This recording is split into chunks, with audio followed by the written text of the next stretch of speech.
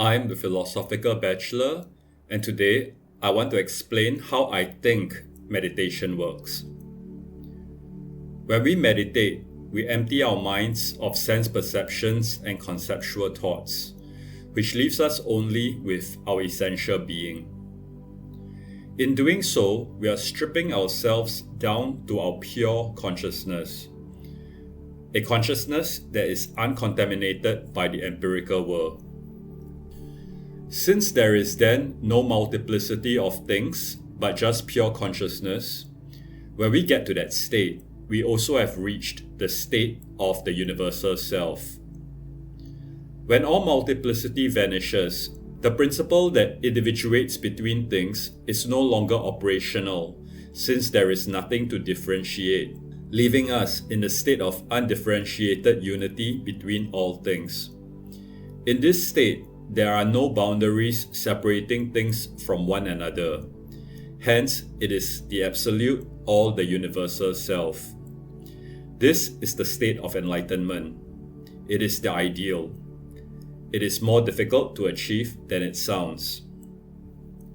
Anything, when comprehended in its essence, assesses the One, since there is an undifferentiated unity of everything in the One or the Absolute.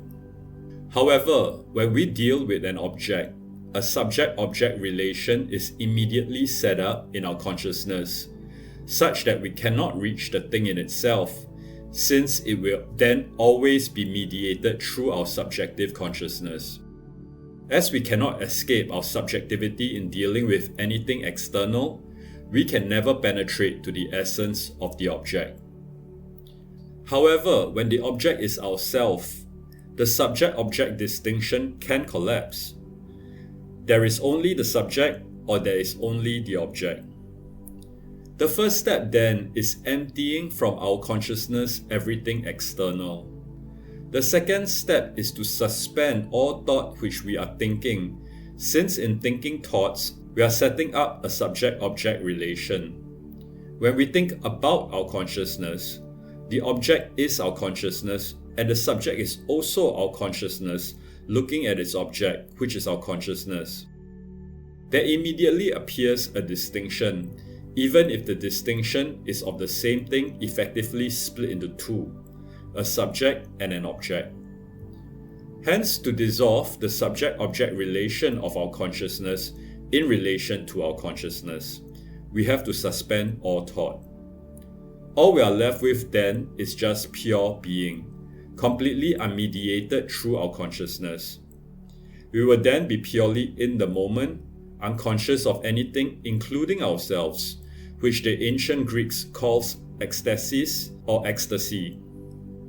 Things in themselves, pure beings, do not have contradictions, since they are only in themselves without any relations, which means they do not encounter otherness, which gives rise to the subject-object distinction of the I and the not I.